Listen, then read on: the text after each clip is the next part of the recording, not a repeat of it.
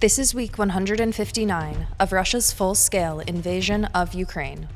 I'm Belokur, reporting to you from Kyiv, and I'll be taking you through the top stories from Ukraine this week.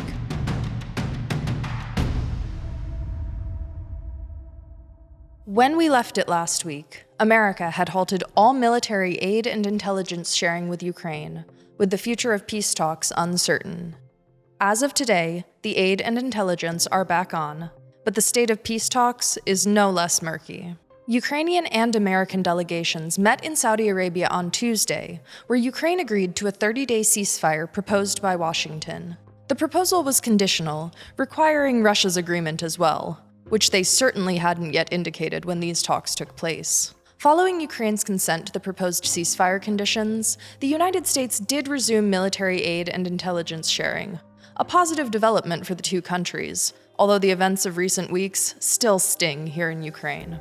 On Wednesday, the day after Ukraine agreed to the proposal, American Special Envoy to the Middle East, Steve Witkoff, flew to Moscow with the stated mission of presenting and getting Russian officials on board with the ceasefire proposal. At the time of Witkoff's arrival, Kremlin spokesperson Dmitry Peskov was willing to acknowledge the presence of the American delegation in Russia, but declined to comment on the prospect of a ceasefire, saying that everyone was getting ahead of themselves and there were still issues to be discussed. Western sources began to speculate that this hesitance, as well as the unusual quietness from the Russian state media on the subject, indicated that Russia was likely to reject the ceasefire. On Thursday, these suspicions were confirmed as Moscow began signaling that they were unwilling to agree to the proposal, at least without severe amendments that would tip the scale in Russia's favor. Russian presidential aide Yuri Ushakov suggested that such a truce would allow Ukrainian forces time to regroup, thereby undermining Russia's long-term goals. Russian President Vladimir Putin himself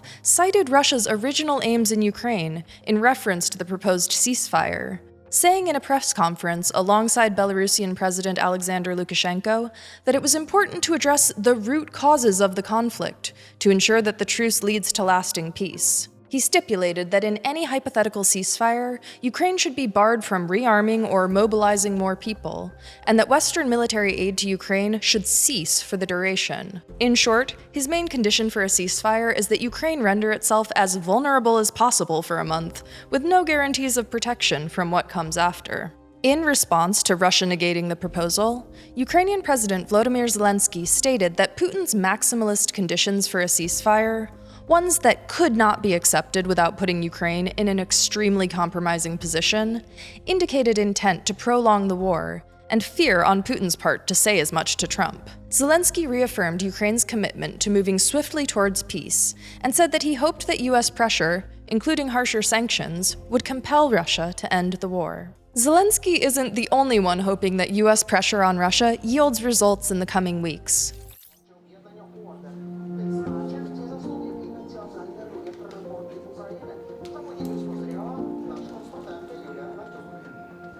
On Friday, March 14th, foreigners fighting with Ukraine's International Legion received awards for their service on the front line. Since its formation in the early days of Russia's full-scale invasion, volunteers from around the world have joined the ranks of the International Legion. I saw what was going on here in Ukraine, and I've been a soldier before, so this is the way I figured I could come help what I knew how to do best. And I've been here almost 2 years now. One of the recipients, who goes by the call sign Bjorn, is a retired United States Marine who had followed the events in Ukraine since 2014 and was compelled to join the fight in February 2022. So on the front line, I can't really speak too much about what I did on the front line, but I just was part of a storm unit. So we did assaults, but now I'm just working as an instructor for the Legion. Yeah. As Ukraine entered the fourth year of the war and US President Donald Trump returned to the White House, Ukrainians and foreigners fighting here had to accept a new reality. The United States is no longer a reliable ally Kyiv can count on during this brutal war. Bjorn was dismayed by the now infamous Oval Office meeting between Trump and Zelensky and the suspension of aid to Ukraine, which resumed earlier this week.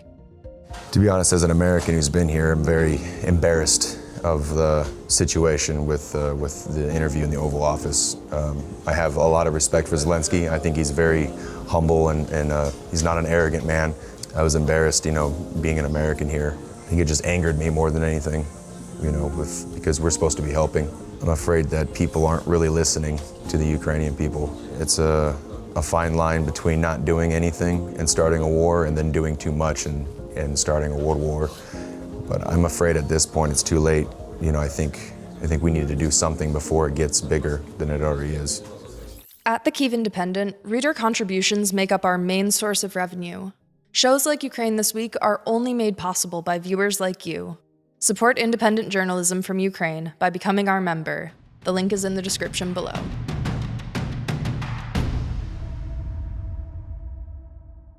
Amid the tense back and forth playing out on the diplomatic stage, the situation in Russia's Kursk Oblast is deteriorating as Russia pushes hard to expel remaining Ukrainian forces from the region before going into peace negotiations. On Monday, Commander-in-Chief Alexander Syrsky acknowledged that Russia was amping up its offensive pressure, but emphasized that Ukrainian forces were repositioning to more favorable defensive lines. On Tuesday the 11th, unconfirmed reports began circulating that Russian forces had entered the town of Sudzha, a key town that has been Ukraine's stronghold since its incursion into the area in August. Russian state media released drone footage purporting to show Russian troops raising their flag in the center of Sudzha, with the Russian Defense Ministry declaring the city recaptured on Thursday, which Kyiv didn't confirm right away.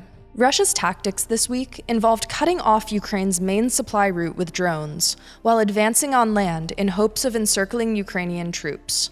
Although they reportedly deployed a few more North Korean units, better ones than the ones we've seen yet, all sources still indicate that they've failed to properly encircle Ukrainian troops due to lack of manpower. Despite growing reports of Russian advances and Ukrainian retreat, President Zelensky stated on Wednesday that operations were ongoing in Kursk Oblast. He underscored the need for a pragmatic battlefield assessment, emphasizing that preserving the lives of Ukrainian soldiers was a top priority.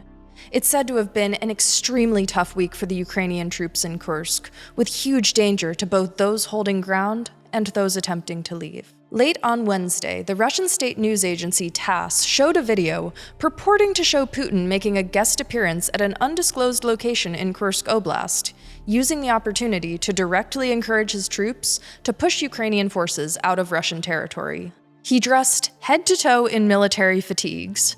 Maybe he was getting jealous of all the posts comparing Zelensky's wardrobe to Churchill's in the past few weeks. In his address to troops, Putin spoke of the need to expel Ukraine from Russian territory, claiming that Ukraine's neighboring Sumy Oblast might act as a buffer zone in the future, a prospect that he's floated before, and which some claim the Kursk incursion was designed to deter. No one knows what will happen next in Kursk Oblast, whether Ukraine will continue to occupy any part of it, how it could be handled in a temporary ceasefire, or how it could play into final peace negotiations. The true goals of the operation have always been something of an enigma, making it difficult to say at what point they are or aren't achieved. Has Ukraine benefited from the incursion? There are certainly arguments to be made. Has it been a brutal effort and sacrifice by Ukrainian troops that continues to this day? Yes, beyond a shadow of a doubt. We can only hope that this long-fought-for bargaining chip, whatever its true value, will still be in Ukraine's hands when they arrive at the negotiating table.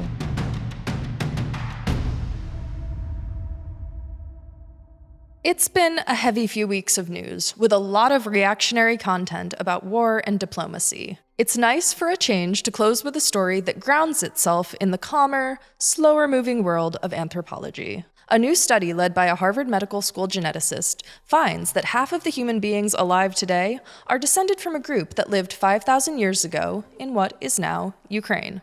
The Wall Street Journal reported that the study finds that around 4 billion living people can trace their heritage back to a cattle-herding population that lived in regions encompassed within the borders of what's now modern Ukraine, from which they spread across Europe and Asia. The group, called the Yamnaya, are seen as a shared ancestor to groups including the Romans, Celts, Persians, and Macedonians.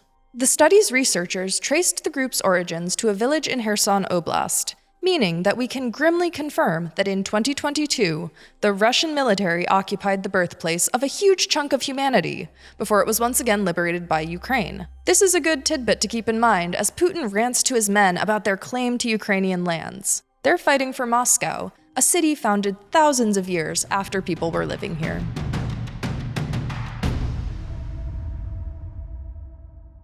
Last week, we introduced a new segment in which members of the Kyiv independent community can submit questions to be answered at the end of each episode. When you become a member of our community, you get access to our Discord server, where there's now a channel where I'll share the topics of the week. You guys can submit your questions about them, but not limited to them, and we'll select a few every week to answer. You can find out more about membership at the link in the description below. This week, I'll be handing it over to my colleague Natalia to give me a hand with answering. The question is, can we trust a Russian ceasefire? Is this a real step toward the stopping of Russian aggression? And wouldn't it give Putin time to replenish his armories and regroup? I have spoken to Ukrainian soldiers this week, asking them this very question, and they think that we cannot trust a Russian ceasefire. Some of them have fought in the east of Ukraine after 2014 and have seen Russia violating previous local ceasefires, and Ukrainian soldiers think that if this ceasefire will happen, Ukraine should use this time to replenish its ammunition, recruit more soldiers, and train them to be ready to the next phase of Russian big war on Ukraine. That's all for this week. We'll be back next Sunday with more news from Ukraine.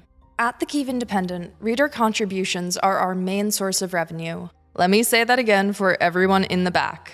At the Kyiv Independent, we are funded by our readers. Shows like Ukraine This Week are only made possible by the donations, big and small, of viewers like you. If you'd like to get more involved in the Kyiv Independent community, we have several membership tiers that give you access to our Discord community, Q&As with our staff, and a 15% discount on our merch. There will be a link to our membership page in the description below. I'd also like to thank everyone who donates directly via YouTube. Your support is greatly appreciated. Thanks for watching. I'll see you next week.